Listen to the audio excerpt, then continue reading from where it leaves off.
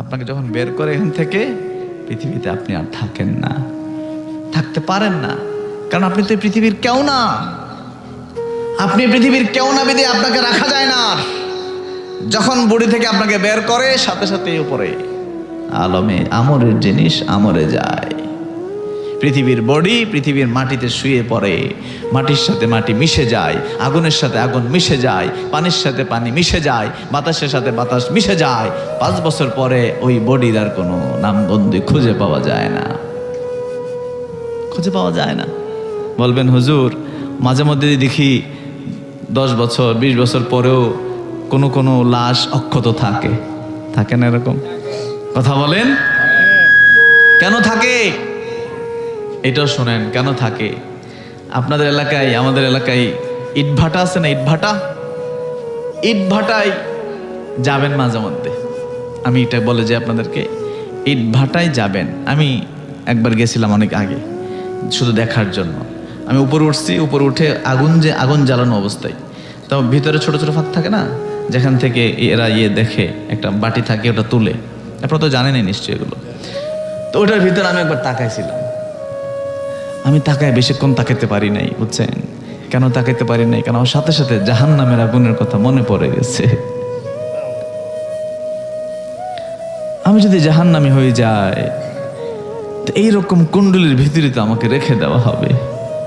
আপনি একবার ভাবেন তো, আপনি 1 মিনিট চোখ বন্ধ করে দেখেন তো, কল্পনা করে যে এই গর্তের ভিতরে, ভাটার ভিতরে আপনার হাত বেঁধে পা বেঁধে একজন ভিতরে টেনে ছিঁড়ে একদম ভিতরে ঢোকাইয়া বন্ধ করে দিচ্ছে জীবিত অবস্থা।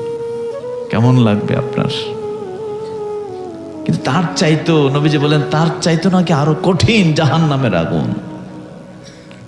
কবরেরই আযাব যদি মানুষ দেখিত, ঘরবাড়ি ছাড়িয়া রে পাগল হইত, ঘরবাড়ি ছাড়িয়া রে পাগল হইত। এজন্য ইট ভাটায় যাবেন শুধু এটা বোঝার জন্য যে জাহান্নামের আগুন কেমন হবে দেখতে, এটা বোঝার জন্য, শুধু যে আমাকে ফেলে দিলে আমি থাকতে পারবো কিনা। আমি যে পৃথিবীতে অহংকার হয়ে চলছি, নামাজ ছাড়ছি, রোজা ছাড়ছি, মিথ্যা বলছি, জেনা করছি, এটার শাস্তি যদি এরকম আগুনে আমার ফেলে দেই, আমার উপায় হবে কি? বাবা, যাদের চুল দাড়ি পাকছে, আপনাদের কি মৃত্যুর ভাবনা ভিতরে আসে না? আপনারা হয়তো বলবেন যে আমি অনেকের নাতির বয়সী, কিন্তু আমার কাছে মনে হয় যেন আমার যৌবনকাল আমার পার হয়ে গেছে। কেন জানে মনে হয়? ধরেন 40-এর কাছাকাছি বয়স আমার, তো 40-এর একটা মানুষ কয় বছর বাঁচে? 50, 55, 60, 65, এভারেজ তো এরকমই। তাহলে আমি কয় বছর বাঁচবো? আমার তো 2/3 শেষ। এখনো আপনারা নাতি ভাবেন, কিন্তু আমি দেখি আমার 2/3 শেষ। আমার তো আর 15 বছর হইতো, বা 20 বছর হইতো, 10-5 হইতে পারে। খুব কম সময় তো। আপনারা ভালোবাসলে আর কয়দিন না বাসবেন, কিন্তু আমার তো এই ভালোবাসায় মন ভরবে না, আমার তো এই ভালোবাসায় শেষ হবে না। আমার তো আসল ভালোবাসা লাগবে, আমার তো আমার মাবুদের ভালোবাসা লাগবে, যে ভালোবাসা ছাড়া তো আমার উপায় নাই। আপনি আমাকে নারে তাকবীর দিয়ে আনবেন, কয়দিন আনবেন? কয়দিন আনবেন? আমার কবরের মধ্যে যদি আমার আযাব শুরু হয়, আপনার নারে তাকবীর দিয়ে আমার কি হবে? আপনার স্লোগান দিয়ে আমার কি হবে? আমি যদি আমার আল্লাহর সাথে আমার মহব্বতের জায়গাটি, আমার জান্নাত যদি আমার এখন থেকে আমার কনফার্ম না হয়, আমি যদি পৃথিবীতে থেকে না বুঝতে পারি যে আমি যাচ্ছি কোথায়, পৃথিবীতে থাকা অবস্থায় যদি আমি বুঝতে না পারে আমার ঠিকানা হবে কোথায়, আমি তো আর ফিরে আসবো না আপনাদের কাছে, আমি তো আর ফিরে আসবো না। পৃথিবীতে দেখবেন অনেকেই বাবার সাথে বেয়াদবি করে, মায়ের সাথে করে। রে বাপ এবং মা, এটা আল্লাহর অনেক নিয়ামত। যাদের চলে গেছে এরা জানে, কোনো দিন আর আব্বা ডাকতে পারবে না। যে সিরাজ ভাই, আমার ভাই আছে বাম পাশে, বাবা চলে গেছে কিছুদিন আগে, উনি চাইলে আর এই জীবনে কোনো দিন আব্বা করে ডাকবে পারবে না। শেষ, এই ডাকা তার বন্ধ হয়ে গেছে চিরজীবনের জন্য। এই এই মহামূল্যবান সম্পদের সাথে কখনোই যুবক বেয়াদবি করবা না।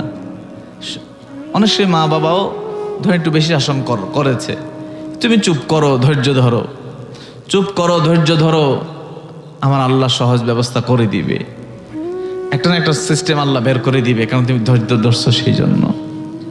কখনোই মায়ের সাথে বাবার সাথে করবা না। কদিন বাঁচবা? তুমি তোমার নিজের কেজে ধ্বংস করে দিচ্ছ, ওই যে ইয়াবা খেয়ে, তারপরে আরো কি কি হাবিজাবি আছে আমি নামও জানি না সব, এগুলা যে নিজেকে ধ্বংস করে দিচ্ছ। তোমার জীবন কি এত সস্তা?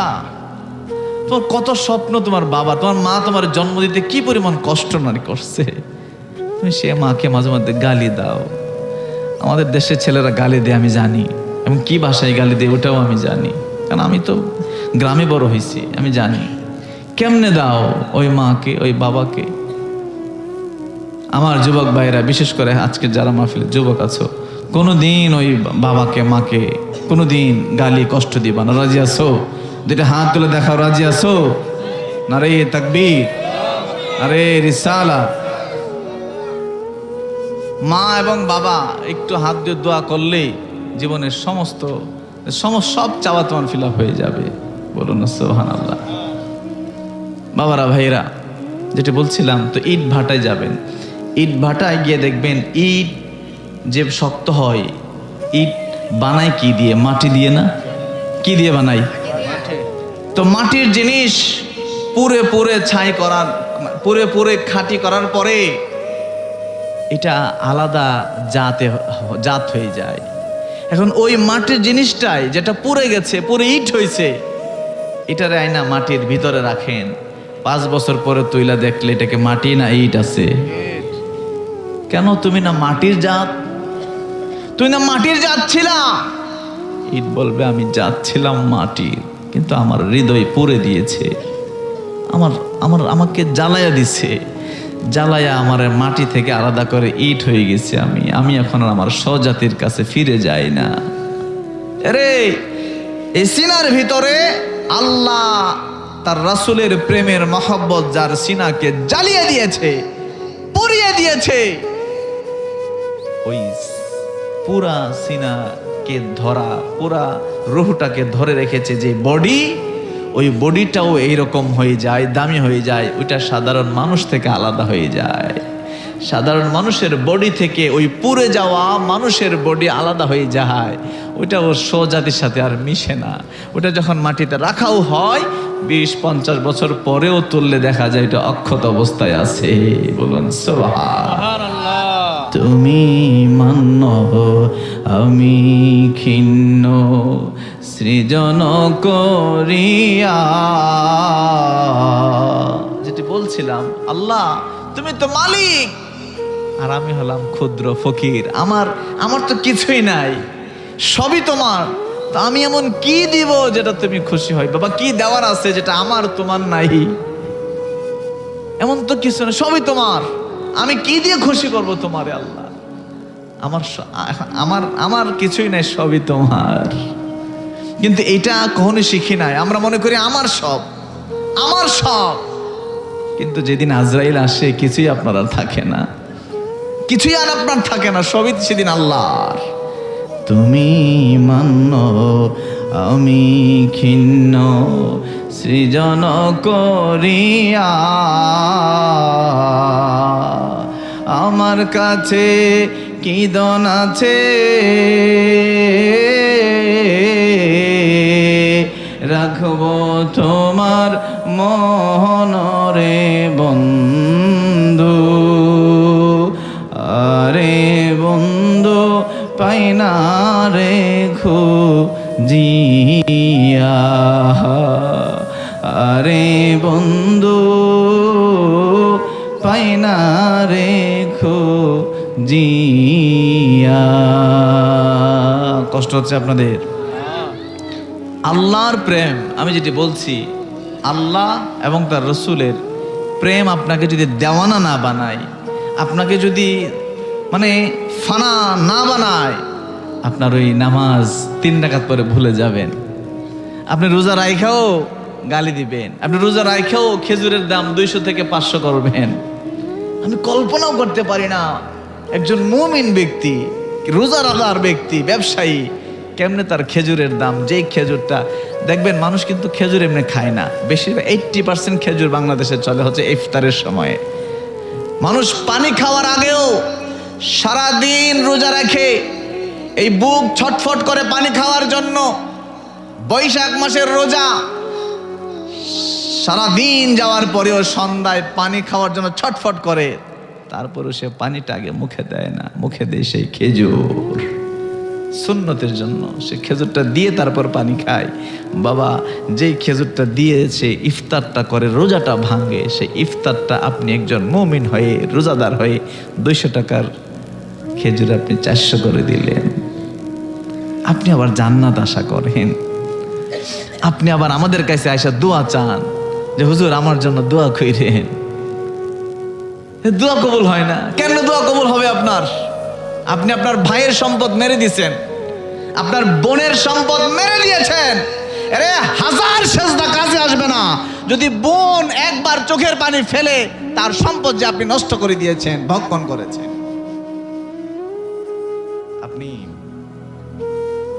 আপনি খুব নামাজি সমাজে, ওইদিকে বোন রে বোঝাইয়া উল্টা পাল্টা কিছু টাকা পয়সা দিয়া তার সম্পদগুলো সব নিজের নামে নিয়ে নিছে।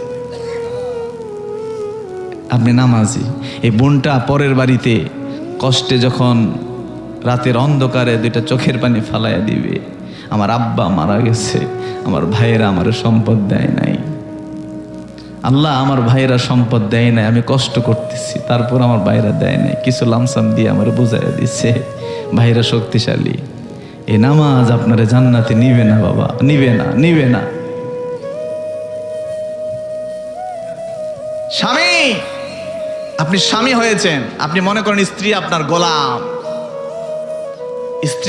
গোলাম, আপনি যেমনে মনে হচ্ছে এমনি দিবেন তারে অর্ডার, এরপর আবার শাসন করবেন, বকা দিবেন, গালি দিবেন, মারবেন, অনেকে মারেও।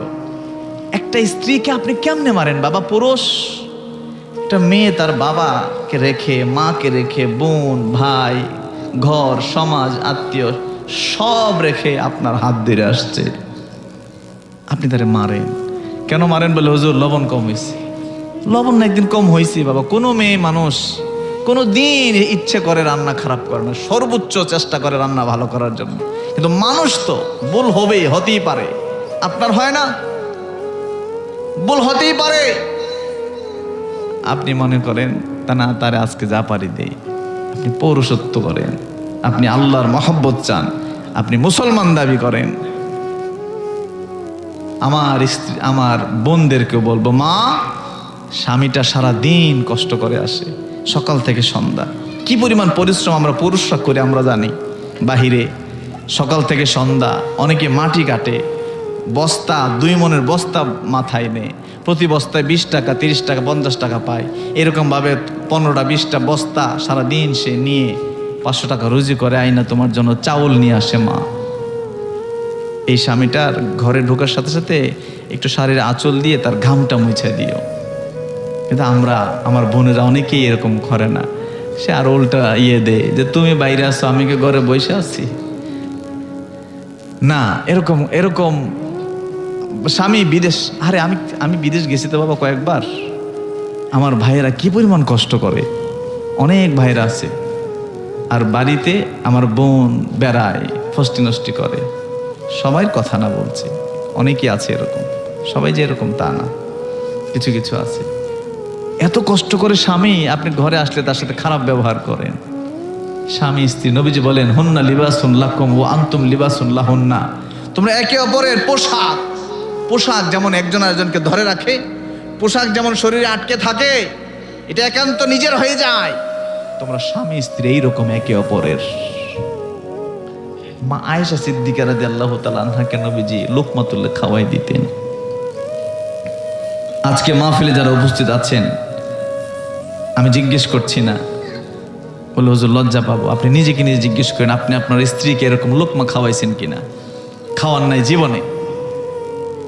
মা যারা শুনছেন, আপনি আপনার স্বামীকে, মা আয়েশা সিদ্দিকা রাদিয়াল্লাহু তাআলা আনহা নবীজির মুখে এরকম লোকমা তুলে দিতেন। আপনি কোনোদিন আপনার হাজবেন্ডকে দিচ্ছেন, আপনার স্বামীকে লোকমা তুলে দিচ্ছেন? দেন নাই। আমরা কি মনে করি? আমরা মনে করি হয় আমি পীর হব, আর নাইলে বক্তা হব, আর নাইলে এই নামাজে মসজিদে 5 ওয়াক্ত নামাজ, টুপি দাড়ি রাখলে আমি সব শেষ, আমি জান্নাতি। আল্লাহ বলেন না, ইমানদার হইছো, মুসলমান হওয়া লাগবে। আর মুসলমান কি জিনিস জানেন? মুসলমান হইল আপনার প্রত্যেকটা কাজে আপনার মুসলমানিত্ব আছে, প্রত্যেকটা কাজে আপনার মুসলমানিত্ব আছে। কিন্তু আমরা এগুলো বেমালুম ভুলে গেছি। আপনি চায়ের স্টলে যান, এই যে আশেপাশে চায়ের স্টলগুলি আছে, পানেশ্বরের এই ইউনিয়নে যতগুলি চায়ের স্টল আছে, আপনি একটু গিয়ে 5 মিনিট একটু চুপচাপ বসে থাকবেন। এত পরিমাণ গীবত হয়, এত পরিমাণ গীবত হয়, আল্লাহু আকবার। গীবত করা যেমন, গীবতের প্রশ্রয় দেওয়া, শোনা কান দিয়ে, ওরকম অপরাধ। আমরা মনে করি এগুলো গিয়ে না। এখন আপনারা কি করবেন? চায়ের স্টলে হুজুররা সেই যে বসে গীবত করে। কিসের গীবত জানেন? অমুক হুজুর কি বলছে, অমুক হুজুর এটা বলছে। দরকার তো নাই, দরকার নাই তো। আপনি হেদায়েতের কথা বলেন না মানুষকে হেদায়েত করে দিয়ে শেষ করতে পারি না আমরা। কোন হুজুর কি কইছে এইটার ভুল দিরা নিজের বাহাদুরি করার কিছু আছে? আমি তো ছোট, এত ছোট হইতে শেষ করতে পারি না। আমার নাই জ্ঞান আছে, না এলেম আছে, না আমার কি আছে বাবা? কিছুই তো নাই, সবই তো আল্লাহর। ওনার দেওয়া আছে আমার ক্ষমতা আছে, ক্ষমতা অর্ডার নাই, ঠুস করে সব শেষ, কিছুই থাকবে না। কিন্তু আমরা মনে করেছি কি, আপনি দেখবেন এই মিথ্যে বলা, আমাদের সমাজে মিথ্যে বললে কি হয় জানেন? কেউ কারো ঠকাইতে পারলে বেটার বাপের কাম করছিস, খুব বাহাদুরি। মিথ্যা বলতে পারাটা, চালাকি করতে পারাটা, আরেকজনকে ঠকাইতে পারাটা, এটা বাহাদুরি মনে করে। কি পরিমাণ পচে গেছি আমরা, দেখেন। এটা বাহাদুরি, এটা তো লজ্জা পাওয়ার কথা। তুমি মিথ্যে বলছো, লজ্জা পাওয়ার কথা। লজ্জা আসে না? বাবার সাথে খারাপ ব্যবহার, মায়ের সাথে, ভাইয়ের সাথে দেখবেন অনেক সময় এই কথা কাটাকাটি করে, দেখতে পারে না, কথা কম, ঠিক কিনা? বোনের সাথে খারাপ ব্যবহার, এরকম আছে না নাই? আছে না নাই? বাবারা, ভাইরা, আমি যে কথাগুলো বলতেছি আপনার কষ্ট হচ্ছে? আমি আগেই বলেছি বাবা, ওয়াজ আমার পেশা না। আমি চাই কিছু মানুষ আমার কথায় হেদায়েত পাক। আমি চাই কিছু মানুষের হৃদয়ে আল্লাহর প্রেম জাগ্রত হোক। এতে যদি একটা মাহফিলে একটা লোক হয়, আমি সার্থক। একটা মাহফিলে একটা যুবক যদি হয়, একটা বৃদ্ধ বাবা যদি বুঝে যে না, আমি যেভাবে চলছি এইভাবে তো জীবন না, এইভাবে ইসলাম না, এভাবে চললে আমার হবে না, আমাকে নিজেকে চেঞ্জ করা লাগবে, পরিবর্তন করা লাগবে, তাহলে ওই মাহফিল সার্থক। আর আমি ধরেন অনেক গজল গাইলাম, অনেক জিকির করলাম, অনেক কিচ্ছা কাহিনী কইলাম, আপনি শুনলেন, পরের দিন আবার যেই সেই, লাভ কি? আমি তো হাদিয়া ঠিকই পাইলাম, বাইরে চলে গেলাম, আমিও হাদিয়া পাইলাম, এটা আমার লাভ। আর আপনি একটু মজা পাইলেন, এটা আপনার লাভ। কিন্তু এটা আসল লাভ না, এটা আসল লাভ না। বাবারা, ভাইরা, আমার মনে হয় আপনারা কষ্ট পাচ্ছেন। ঘরে ঘরে প্রেম বিলাইলা, জাসিয়া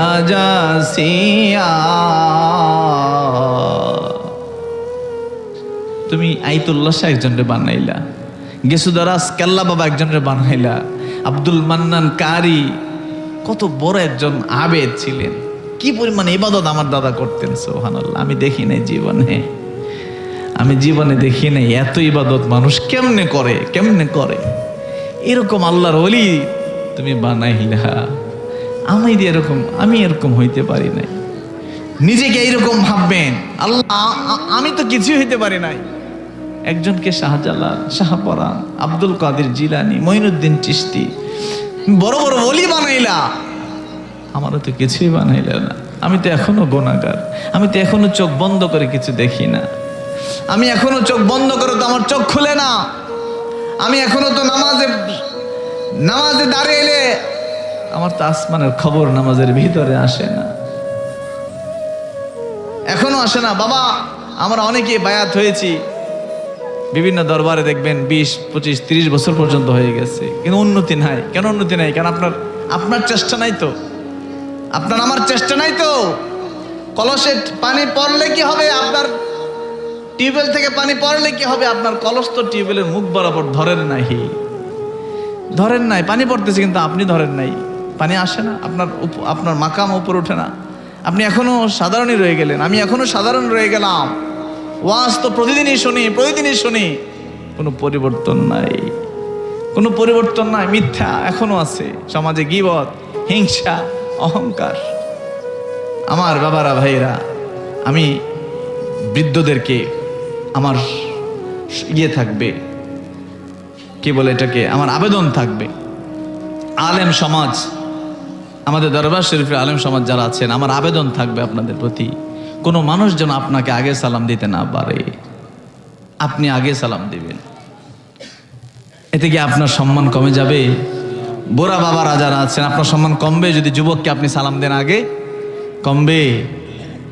কমবে না, বরং সে লজ্জা পাবে, সে পরের দিন আপনার আগে সালাম দিবে। দেখেন, আপনাকে লিখে দিলাম আমি, সে পরের দিন আপনাকে আগে দিবে, আপনাকে দিবে না, সে লজ্জা পেয়ে যাবে। আমাদের ঘরে বাবা কোনোদিন সন্তানকে সালাম দেয় না, সন্তান কোনোদিন বাবারে সালাম দেয় না, ঘরে ঢুকে বাহিরে যাচ্ছে মাকে দেয় না। এটা আমাদের দেশে আছে বাবা? নাই, এটা আমাদের দেশে নাই। আমরা কি মনে করি? আমরা মনে করি যে শুধু যদি দূরে কোথাও যাই, মায়ের পায়ে একটু সালাম করলাম, বাবার পায়ে সালাম করলাম, যথেষ্ট, আর কিছু লাগবে না, এটা মনে করি, এটা করলেই যথেষ্ট। না, এরকম না। আপনি এটাও করে না, বাবার সাথে বাবাকে আঘাত পর্যন্ত করে, এরকম আছে না? আচ্ছা, বাবারা ভাইয়েরা, ঘরে স্বামী স্ত্রীকে সালাম দিবেন। বাবা শিখে যান, কেউ দেখবে না, আপনি ঘরে গিয়ে আগে প্রথম আপনার স্ত্রীকে সালাম দিবেন, আসসালামু আলাইকুম ওয়া রাহমাতুল্লাহ। আপনি স্ত্রীকে সালাম দেন, এই স্ত্রী আপনার সাথে খারাপ ব্যবহার করে, আপনি আমার কালকে ফোন দিয়ে বললেন যে হুজুর আমি সালাম দেওয়ার পর আমার সাথে খারাপ ব্যবহার করছে। যত বড় কঠিন হৃদয়ের মানুষ হোক, স্ত্রী দেখবেন মন গলে গেছে। আমার মাদেরকে বলছি, স্বামী বাহির থেকে আসবে, আপনি প্রথমেই বলবেন আসসালামু আলাইকুম ওয়া রাহমাতুল্লাহ। আপনার স্বামী যদি কঠিন হৃদয়ের থাকে, রাগও থাকে, সে রাগ দেখাবে না আপনার সাথে। ভাইকে সালাম দিবা, জড়ায়া ধরবা, ভাইকে দেখার সাথে সাথে ভাই আসসালামু আলাইকুম। বোন বেড়াতে আসছে আপনার বাড়িতে, বোন দেখার সাথে সাথে বোন আসসালামু আলাইকুম, অমুক আপা আসসালামু আলাইকুম, সুন্দর করে। এই বোন কোনোদিন আপনার সাথে খারাপ ব্যবহার করবে না, ভাই কোনোদিন খারাপ ব্যবহার করবে না। নাই আমাদের সমাজে এগুলো। আরে আমরা ইসলামকে কি মনে করি? হুজুররা মনে করে শুধু বাট্টাগিরি করা, মানুষকে শিখাইও না এগুলো। আমরা এই দান্দার মধ্যে নাই, আমরা নিজেরাও নাই, সাধারণ মানুষ করি না এগুলা। কেন এমন হয়ে গেছে? আমার রিজিকের মালিক তো আমার আল্লাহর কাছে, আপনি দাওয়াত দিলে কি না দিলে কি, আপনি রিজিকের মালিক, আমার রিজিকের মালিক আমার আল্লাহ। এই বিশ্বাস যদি থাকতো তাহলে ওয়াজের মাহফিল এরকম হইতো না এরকম। আমরা কেমন হয়ে গেছে? আল্লাহ এটাই বলছেন, মুমিন হইছো, মুসলিম হইবা কিন্তু। আর এটাই হলো মুসলমানিত্ব, এটাই হলো মুসলমানিত্ব। আমরা ইসলাম পেয়েছি বাবার সম্পত্তি হিসেবে, যেন দাম বুঝি না। আপনার বাপ মরে গেছে, 20 কানি জমি রাখছে, মারা গেছে, আপনি নিয়ে গেছেন, বেচতেছেন, দাদা আসছে বেচতেছেন আর খাইতেছেন, নিজে কিনেন নাই তো, দাম বুঝেন না।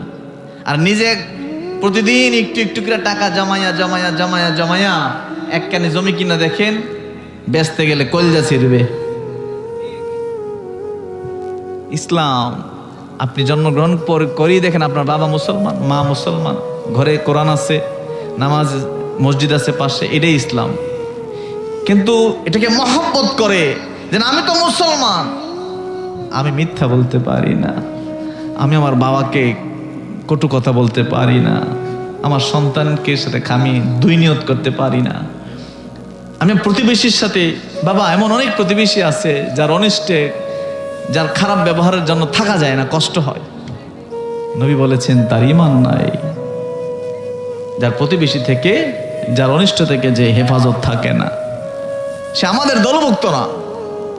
কিন্তু আপনি এটাতে ইসলাম মনে করেন না। আপনি ইসলাম মনে করেন শুধু 5 ওয়াক্ত নামাজে যাওয়া। আপনি শুধু এটাই ইসলাম মনে করেন।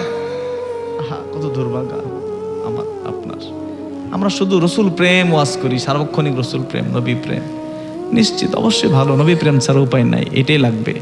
কিন্তু আপনি নবী প্রেম, শুধু নবী প্রেমই বলছেন, কিন্তু নবীজির সামগ্রিক জীবন কিভাবে চলেছে, আমার এভাবে চলতে হবে, আপনি এর ধারে কাছে, আপনি নিজেও নাই, মানুষের এরকম করার কোনো ইচ্ছা নাই, ইচ্ছা নাই এরকম। আমরা আমাদেরকে না শিখাই কেনা ধরাই দিয়ে। আর আমি দেখেন না, আমি যদি এরকম আরো 1 ঘন্টা বলি না, অনেকের আর মজা লাগবে না যে হুজুর ওয়াজ করবেন, এগুলো কি বলতেছেন? ওয়াজ মানে হইলো এগুলা না, না। ওয়াজ মানে হেদায়েত। ওয়াজ মানে হলো হেদায়েত, পরিবর্তন। আজ কালকে যা ভাবছেন নিজেকে, আজকের ওয়াজের পরে আগামীকাল নতুন ভাবনা যেন মাথায় ঢোকে, তাহলে এটা ওয়াজ হবে। নতুন ভাবে যদি নিজেকে চিনেন, পরিবর্তন করার 1% ইচ্ছে যদি নিজের মধ্যে জাগ্রত হয়, তাহলে সেটা ওয়াজ, তাহলে সেটা মাহফিল হইছে। যদি আগের চাইতে বাবাকে দেখলে এখন অন্যরকম মনে হয়, তাহলে সেটা ওয়াজ।